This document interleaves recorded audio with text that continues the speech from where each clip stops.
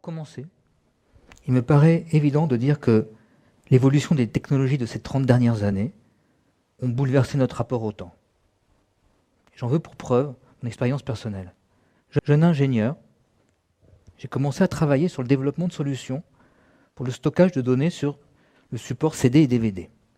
Aujourd'hui, le CD et le DVD, ce sont des technologies obsolètes qui ont été dépassées par d'autres moyens de stockage beaucoup plus performants. Pourtant, à l'époque, c'était une technologie révolutionnaire, 1990, qui permettait de stocker des millions de fois plus de données et beaucoup plus rapidement que ce qu'on utilisait à l'époque, la disquette, qui était un support de sauvegarde de données très répandu. On est passé donc de la disquette pour sauvegarder une image à des clés USB de stockage pouvant conserver plusieurs milliers d'images. Pour continuer avec des choses simples, je pense que plus les innovations s'enchaînent rapidement, et plus cela modifie notre rapport au temps. Lorsque les technologies usuelles évoluent, cela transforme nos habitudes et notre quotidien.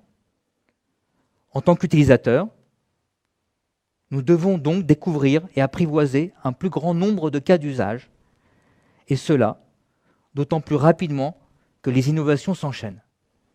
Cela nous interroge également sur le fait que les innovations convergent vers, entre guillemets, une accélération du temps. Les critères d'évaluation de performance de ces technologies sont de plus en plus élevés. Et j'ai beaucoup de mal à trouver un domaine de recherche scientifique appliqué aux sciences de l'information qui cherche à ralentir le temps plutôt qu'à l'accélérer. Maîtriser le temps pour connecter le monde. Pour explorer ce concept, il convient de se poser deux questions sous-jacentes. Pourquoi les applications les plus avancées en télécommunication nécessitent-elles une certaine maîtrise du temps? Est-ce qu'aujourd'hui, les technologies nous offrent les moyens de cette maîtrise?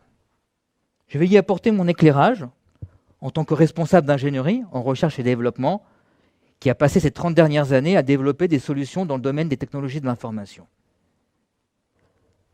Force est de constater que l'émergence de l'IA, ainsi que les évolutions en cours des systèmes d'information, ont eu pour conséquence de voir la quantité d'informations échangées par unité de temps atteindre des niveaux jamais atteints. Les systèmes de transmission par fibre optique assurent des débits de plusieurs gigabits par seconde, alors que les premiers modems commercialisés dans les années 1990 ne permettaient pas de dépasser quelques centaines de kilobits par seconde. Les systèmes d'information utilisent plusieurs supports pour transmettre les informations échangées. Le support le plus performant aujourd'hui étant les ondes électromagnétiques, qui se propagent soit au moyen de fibres optiques, de câbles, d'antennes. Une onde radio se propage librement, sans obstacle, dans toutes les directions, à la vitesse de la lumière. Elle est réfléchie par des métaux conducteurs. Les deux modèles usuels d'échange d'informations sont les chaînes d'information ou les réseaux cellulaires. Dans une chaîne d'information, on est en présence de deux éléments qui vont échanger entre eux des informations entre un point A et un point B. Par exemple, le Wi-Fi, Bluetooth, qui en sont des exemples. Dans le cas de réseaux cellulaires, il s'agit d'échanges simultanés d'informations entre un point fixe, une antenne, et un grand nombre d'équipements mobiles connectés par ondes radio. L'utilisation d'Internet aujourd'hui repose en fait sur les deux modèles. Et ces deux modèles ont pour finalité l'optimisation des canaux de transmission de l'information afin d'échanger le plus de données possible en un minimum de temps.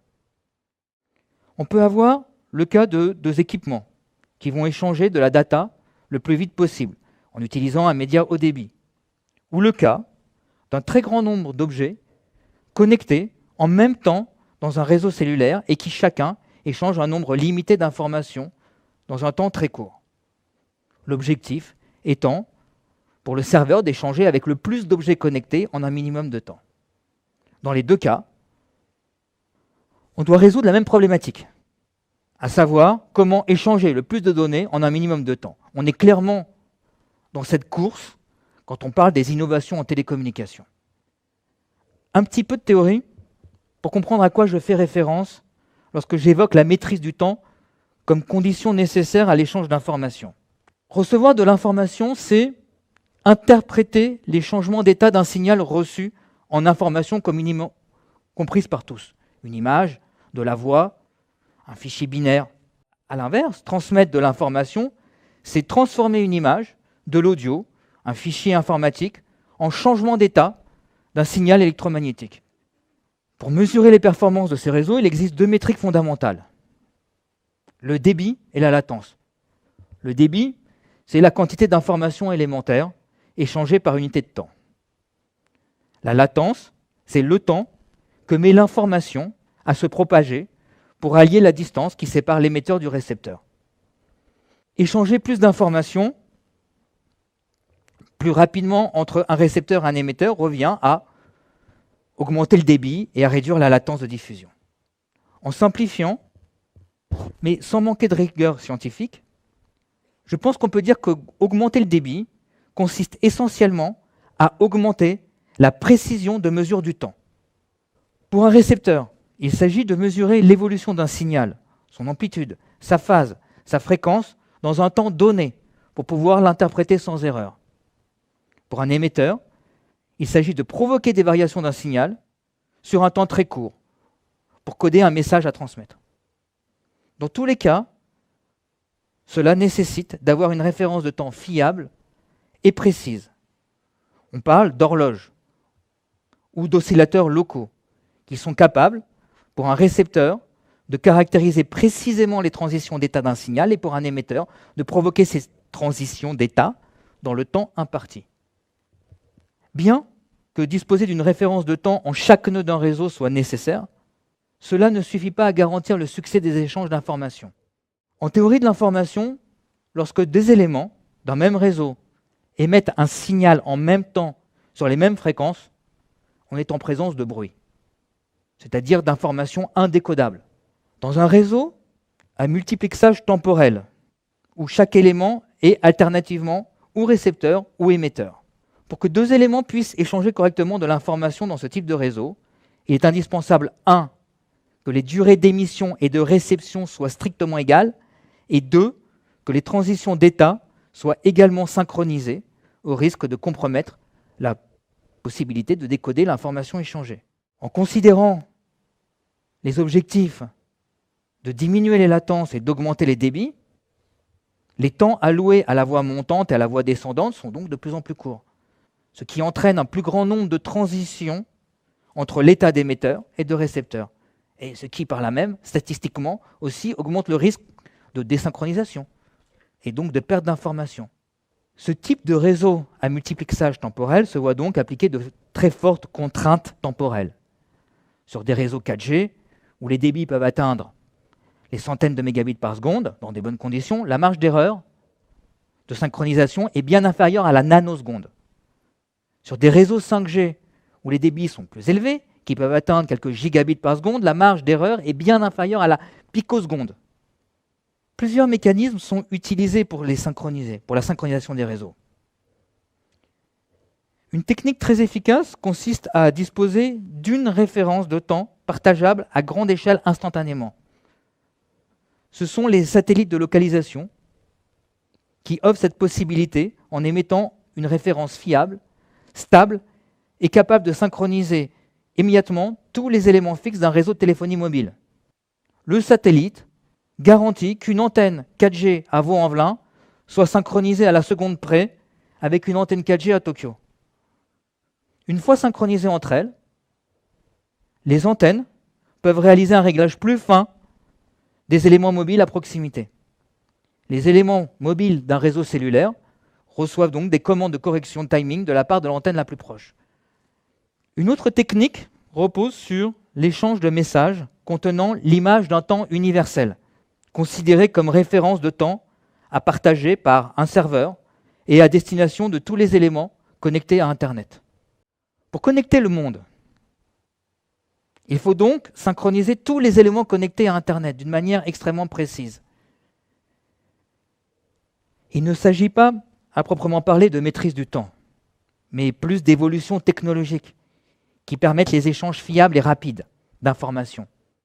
Cette évolution repose sur la possibilité de générer des horloges électroniques de plus en plus rapides et que l'on peut synchroniser entre elles, et ce, même si elles sont situées aux antipodes. Cette capacité est offerte par l'ultra-miniaturisation des composants électroniques. Le transistor étant l'élément de base d'un composant, il a un comportement binaire. Il possède deux états, passant ou ouvert, 1 ou 0. Les composants électroniques les plus performants utilisent une technologie proche du nanomètre. Plus les dimensions du transistor diminuent, et plus les débits supportés par les mobiles augmentent.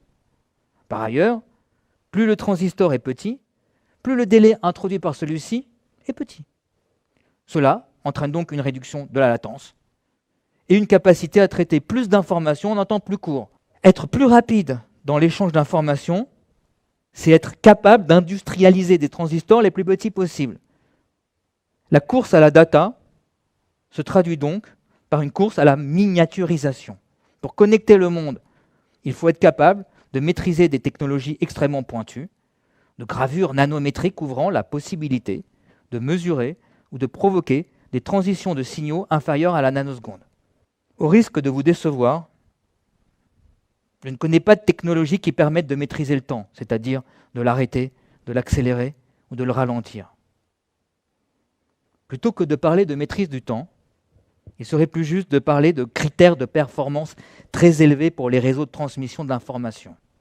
Ce sont ces critères qui permettent en pratique de déployer des solutions fiables et extrêmement complexes. Ces réseaux ultra performants s'appuient donc, comme on l'a vu, sur la maîtrise technologique des composants électroniques pour communiquer rapidement et efficacement entre plusieurs points du globe, afin de réaliser des missions critiques.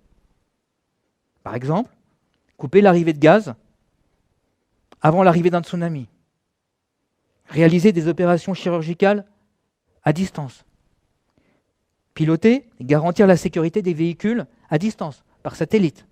Le déploiement d'objets connectés pour assurer la sécurité relative à l'acheminement de liquides dangereux est un cas d'école.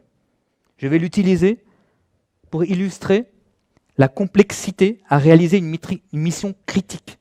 Pour assurer la sécurité d'un réseau de distribution de gaz, un fournisseur doit être capable de monitorer et de contrôler en temps réel l'acheminement du gaz. Cela peut être réalisé grâce à des capteurs connectés, à un serveur, par l'intermédiaire d'un réseau cellulaire. Le contrôle et la sécurité de la distribution de gaz est réalisé au moyen de services complexes, tels que mesurer le débit au niveau des compteurs des particuliers, détecter et localiser une fuite ou une explosion dans le réseau d'acheminement, et également être capable de stopper la distribution du gaz en présence d'un risque de tsunami ou de tremblement de terre.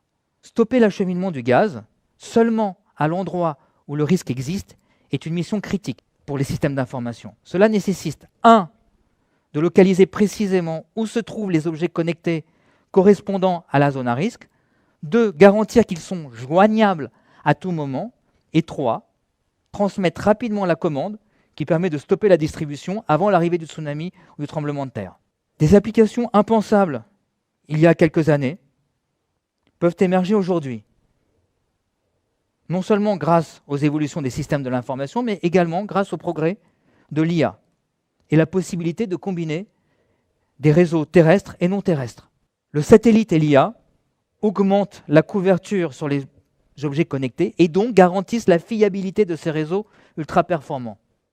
Pour conclure, les évolutions des systèmes de communication reposent sur une grande maîtrise des technologies de l'information. Malheureusement, cela ne permet pas de maîtriser le temps. Mais cela a grandement influencé notre rapport au temps, en offrant des applications capables de traiter et d'échanger plus d'informations en moins de temps, et également en favorisant l'émergence rapide d'innovations capables d'impacter notre quotidien. Je vous remercie pour votre attention.